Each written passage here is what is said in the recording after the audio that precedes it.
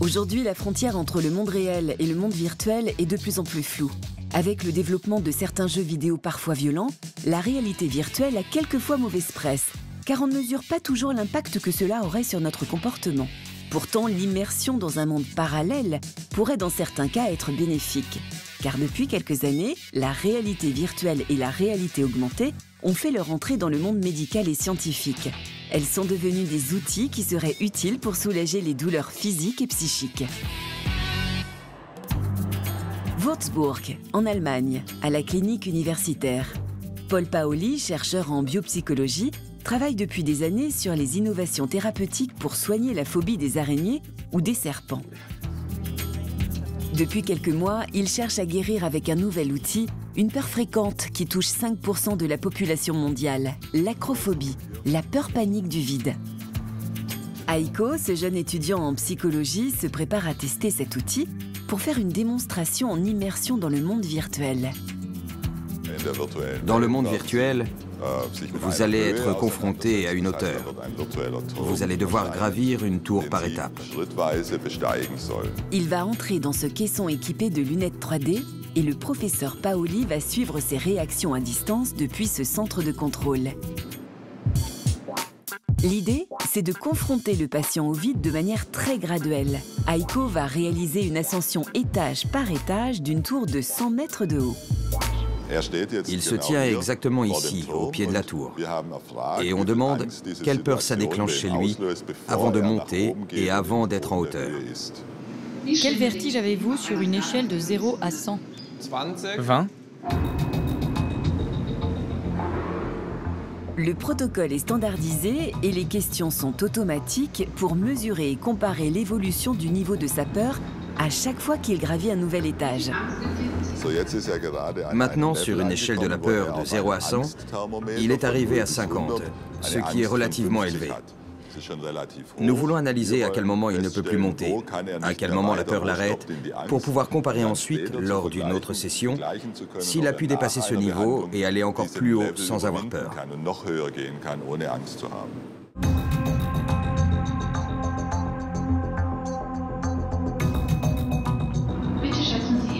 Pouvez-vous estimer à quelle hauteur vous vous trouvez en regardant du haut de cette tour ? Je dirais 100 mètres.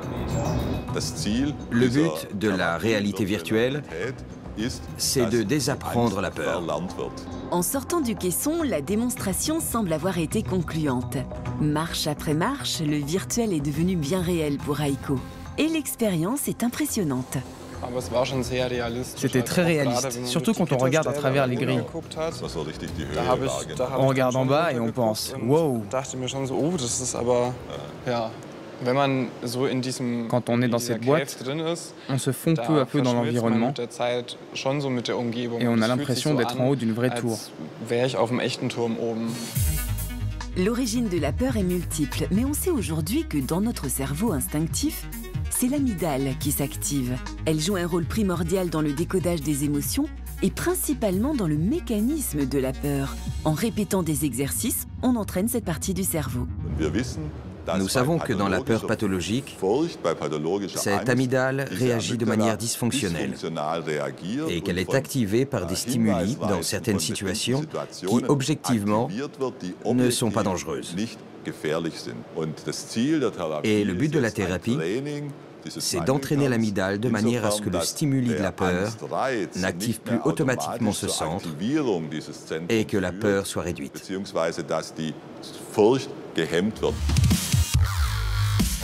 Une étude du professeur Paoli montre que dans une dizaine de cas, en répétant 4 fois ces sessions, la peur baisse de manière significative.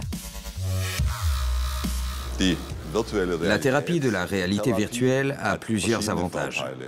Le premier avantage, c'est qu'on peut reproduire beaucoup de situations.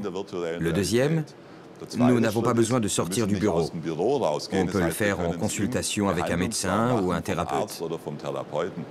Et le troisième point est très important, c'est que c'est plus facile pour les patients. Le pas est plus facile à franchir pour surmonter sa peur. Il y a des statistiques qui montrent que lorsqu'on demande aux patients « qu'est-ce que tu préfères ?», 90% répondent « je préfère le faire dans la réalité virtuelle ». D'autres applications sont déjà envisagées. Par exemple, pour soigner les stress post-traumatiques des soldats de retour de guerre ou pour traiter le déficit de l'attention. Dans ces cas, la réalité virtuelle sert à leurrer le cerveau pour soulager des douleurs psychiques. Dans d'autres situations, on utilise la réalité augmentée, c'est-à-dire que l'on superpose une image virtuelle à la réalité, comme par exemple pour soulager les douleurs fantômes. On ajoute un bras virtuel à un patient amputé pour tromper le cerveau et traiter cette fois ses douleurs physiques. Göteborg, en Suède. Touré Johnson, ce retraité de 73 ans, a perdu son avant-bras dans un accident de voiture il y a plusieurs années. Le début d'un long calvaire pour lui. C'était il y a 48 ans. Je suis sorti de la route et j'ai été éjecté de la voiture et mon bras a été coupé en deux. J'ai eu des douleurs du membre fantôme très fortes après ça. Picotements, crampes, Touré ressent des douleurs à son avant-bras qui pourtant n'existent plus. Il ne dessert plus son point fantôme. C'est cela qu'on appelle la douleur du membre fantôme. Dans notre cerveau, la zone de représentation de nos membres se trouve dans le cortex. Dans le cas d'un bras amputé, la zone correspondante à ce bras ne disparaît pas, même si le bras, lui, a disparu. C'est probablement l'origine des douleurs fantômes. La zone du cortex attend désespérément des messages qui ne viendront plus. Le membre absent ne peut plus envoyer de messages au cortex. Cette confusion provoquerait un signal de douleur. Il y a quelques mois, après avoir tout essayé, Touré a eu un nouvel espoir en participant à une expérience pilote menée par Max Ortiz-Catalan, ingénieur et chercheur à l'université Calmers. L'idée, soulager la douleur du membre fantôme en trompant le cerveau avec la réalité augmentée. À l'aide d'électrodes installées sur son moignon, il enregistre et identifie d'abord les signaux nerveux de chaque muscle initialement relié à l'avant-bras. Maintenant que nous avons placé les électrodes, ce que nous avons besoin de faire, c'est vérifier que nous avons un signal électrique des muscles. Et si on fait ouvrez la main et relaxer, une fois qu'on a identifié le signal, on peut en faire des algorithmes pour traduire les intentions de ces mouvements. Initialisé, l'ordinateur reconstitue les mouvements de l'avant-bras avec ce bras virtuel. Open. Relax. Puis on place un bras virtuel sur l'image filmée du patient. Le programme sait où il doit placer le bras, parce que nous avons ce marqueur. On parle alors de réalité augmentée. Yes, it's good. Yes! Yeah. It works fine, yeah. Au début, c'était très difficile de trouver les muscles pour moi parce que je ne les avais pas utilisés depuis très longtemps. Maintenant, je peux même bouger un simple doigt. Et c'est très très drôle. Ce retour visuel stimule l'action du patient en voyant qu'il bouge son bras virtuel. Touré exerce concrètement ses muscles. Il peut donc commencer un véritable entraînement sportif grâce à ce jeu. Plutôt que de se servir du clavier pour commander le jeu, on utilise maintenant les mouvements de son bras fantôme. Pour conduire cette voiture, ce qu'il essaye de faire, c'est bouger son poignet. Et donc la voiture va à gauche ou à droite, et pour accélérer la voiture, il fléchit le coude. Pendant tout ce temps, il utilise ses mouvements fantômes, et le cerveau active les zones qui n'étaient plus utilisées auparavant. Oh, that's new. That was nice. Il y a deux idées principales avec ce traitement. L'une, c'est de donner au cerveau l'illusion que le corps est à nouveau entier, avec un nouveau bras. C'est le retour visuel que nous apportons au cerveau. Ça, c'est une partie. La seconde partie, et sans doute la plus importante, c'est l'exécution du mouvement qui fait refonctionner la zone du cerveau qui n'était plus utilisée. Là, on la réactive de nouveau par l'exécution de différents mouvements. Donc on fait refonctionner le poignet, bouger de nouveau la main, les doigts. On essaye de faire refonctionner cette partie du cerveau d'une manière engageante et ludique. To be used again in an engaging and entertaining way.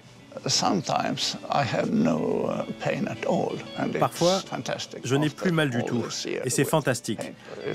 Après toutes ces années de souffrance, c'est très très bien pour moi, et j'espère aussi pour les autres. En s'exerçant au quotidien, la douleur de Touré a presque disparu. Cette étude pilote n'a été testée pour l'instant que sur lui. Mais pour en vérifier l'efficacité à plus grande échelle, un test clinique va débuter dans 3 hôpitaux suédois, puis dans d'autres cliniques en Europe. Les traitements par la réalité virtuelle et augmentée semblent très concluants. Et ils pourraient déboucher sur un grand nombre d'applications futures.